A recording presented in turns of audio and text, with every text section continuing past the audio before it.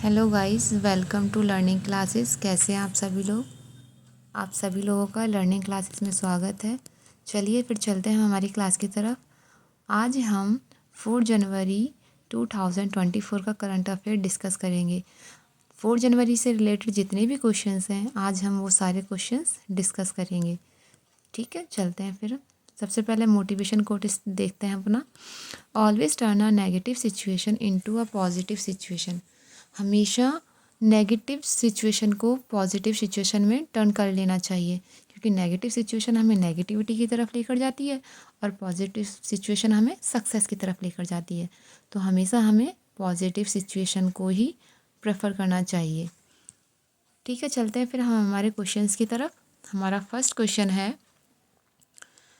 What has the name of Indian Railway Conference Association's Ayodhya Junction Railway Station been changed?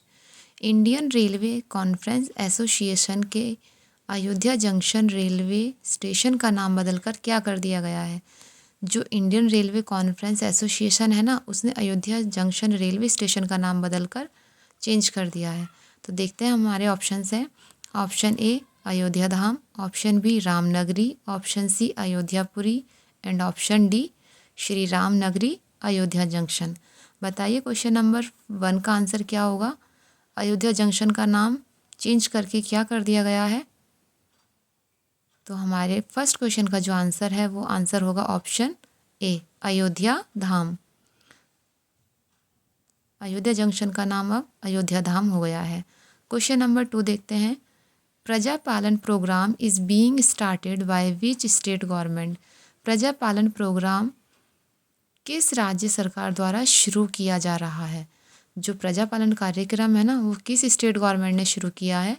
हमारे options हैं option A Haryana, option B Maharashtra, option C Telangana and option D Kerala. बताइए Praja Palan programme किस state ने start किया है? प्रजा Palan programme जो है वो कौन सी स्टेट ने स्टार्ट किया है?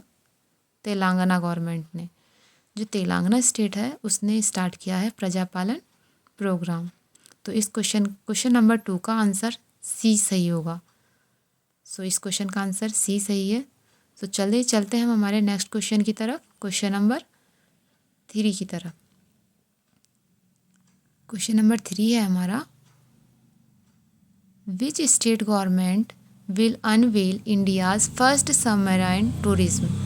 कौन सी राज्य सरकार भारत के पहले पनडुब्बी कार्यक्रम का अनावरण करेगी? बताइए। तो हमारे क्वेश्चन नंबर 3 के ऑप्शंस हैं option A Maharashtra, option B Madhya Pradesh and option C Gujarat, option D Kerala. बताइए किस स्टेट गवर्नमेंट ने पहले पनडुब्बी पर्यटन का अनावरण किया है? बताइए। ये भारत का पहला पनडुब्बी पर्यटन है। तो हमारे इस क्वेश्चन का आंसर होगा option C Gujarat. Gujarat government ने पहले पनडुब्बी पर्यटन का अनावरण किया है। और ये सबमरीन जो टूरिज्म है ना, ये गुजरात गवर्नमेंट ने स्टार्ट किया है। चलिए फिर चलते हैं, हम गुजरात के इम्पोर्टेंट पॉइंट्स डिस्कस कर लेते हैं। गुजरात के जो इम्पोर्टेंट पॉइंट है वो है, गुजरात के गवर्नर कौन है? आचार्य देवव्रत। और गुजरात के चीफ मिनिस्टर कौन है? भूपेंद्र भाई पटेल। ये हमारे इम्पोर्टेंट क्वेश्चंस के इम्पोर्टेंट पॉइंट्स हैं। अब चलिए चलते हैं क्वेश्चन नंबर 4 की तरफ। Who has recently won the title of miss Maharashtra 2023?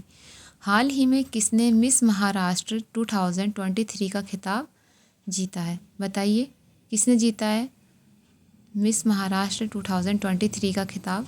हमारे ऑप्शंस हैं option A Ketaki Rawat, option B Unnati Patil, option C Amisha Chaudhary and option D Divya Bhati.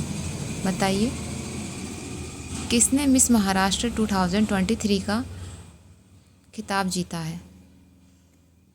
तो हमारे क्वेश्चन नंबर 4 का आंसर होगा ऑप्शन ए केतकी रावत। केतकी रावत ने मिस महाराष्ट्र 2023 का टाइटल जीता है। ठीक है, किसने जीता है? केतकी रावत ने। चलिए फिर हम चलते हैं हमारे नेक्स्ट क्वेश्चन की तरफ, क्वेश्चन नंबर 5। क्या है हमारा क्वेश्चन नंबर 5? देखते हैं। Which union minister has recently launched the national transit pass system in India? हाल ही में किस केंद्रीय मंत्री ने भारत में national transit pass system launch किया है? बताइए, किस यूनियन मिनिस्टर ने भारत में national transit pass system launch किया है?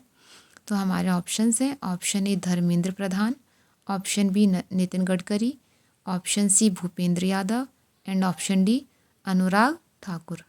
बताइए, तो हमारे क्वेश्चन नंबर 5 का आंसर क्या होगा? हमारे क्वेश्चन नंबर 5 का आंसर होगा ऑप्शन सी भूपेंद्र यादव।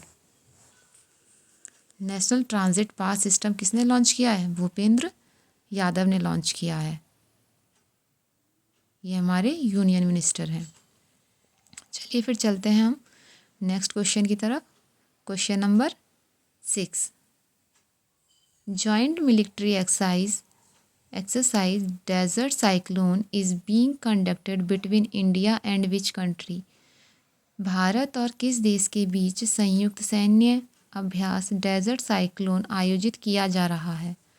बताइए, किन देशों के बीच डेजर्ट साइक्लोन एक्सरसाइज आयोजित की जा रही है? हमारे ऑप्शंस हैं। Option A America, option B France, option C Oman and option D United Arab Emirates. बताइए, क्वेश्चन नंबर 6 का आंसर क्या होगा? बताइए, डेजर्ट साइक्लोन किन दो देशों के बीच आयोजित किया जा रहा है? तो हमारे क्वेश्चन नंबर 6 का आंसर होगा option D United Arab Emirates. चलिए फिर चलते हैं हमारे क्वेश्चन नंबर 7 की तरफ। हमारा क्वेश्चन नंबर 7 है, recently Hatti community of which state has got the status of scheduled caste? हाल ही में किस राज्य के हाटी समुदाय को अनुसूचित जाति का दर्जा मिला है? बताइए, किस स्टेट गवर्नमेंट ने हाटी कम्युनिटी को शेड्यूल कास्ट का दर्जा दिया है? बताइए, कौन सा स्टेट है वो? हमारे ऑप्शन हैं। Option A Himachal Pradesh, option B Manipur, option C Rajasthan and option D Assam. बताइए, कौन सी स्टेट की गवर्नमेंट है जिसने हाटी समुदाय को शेड्यूल कास्ट का दर्जा दिया है? तो इस क्वेश्चन का आंसर होगा ऑप्शन ए हिमाचल प्रदेश। हिमाचल प्रदेश की जो गवर्नमेंट है उसने हाटी कम्युनिटी को अनुसूचित जाति का दर्जा दिया है। इस हाटी कम्युनिटी को हाटी कम्युनिटी भी कहते हैं। तो चलिए चलते हैं हमारे नेक्स्ट क्वेश्चन की तरफ। उससे पहले हम हिमाचल प्रदेश के इम्पोर्टेंट पॉइंट्स डिस्कस करेंगे। तो हिमाचल प्रदेश के जो गवर्नर हैं वो कौन है? श्री शिव प्रताप शुक्ला। हिमाचल प्रदेश के गवर्नर हैं श्री शिव प्रताप शुक्ला। एंड यहाँ के चीफ मिनिस्टर कौन है? सुखविंदर सिंह सुक्खू। यहाँ के चीफ मिनिस्टर कौन है? सुखविंदर सिंह सुक्खू। तो इम्पोर्टेंट पॉइंट्स याद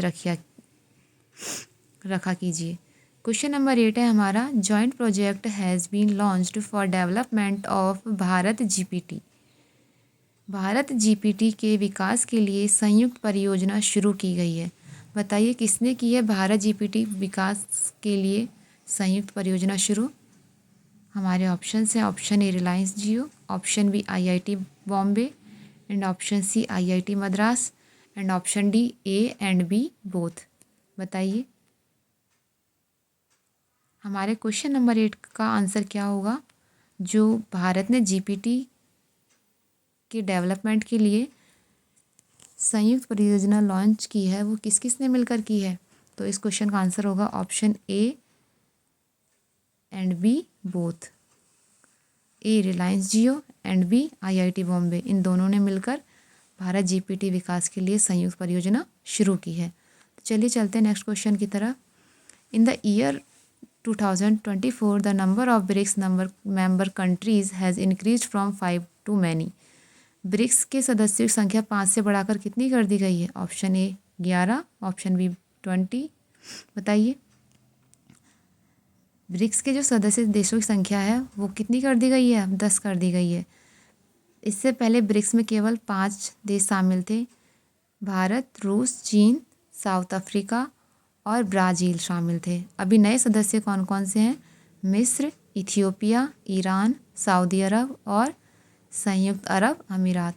अब इन ब्रिक्स के जो देशों की संख्या पहले 5 थी, अब कितनी हो गई है? अब इन सदस्य देशों की संख्या 10 हो गई है। तो यही हमारे इम्पोर्टेंट पॉइंट्स हैं ब्रिक्स से रिलेटेड। पहले 5 सदस्य देश थे, अब इसमें सदस्य देशों की संख्या 10 हो गई है। कौन कौन से हैं वो 10 देश? बताइए, याद रखिए आप लोग, ठीक है। नेक्स्ट क्वेश्चन है हमारा question number 10। Which is the first union territory to implement PM Vishwakarma Yojana? PM Vishwakarma योजना लागू करने वाला पहला केंद्र शासित प्रदेश कौन सा है?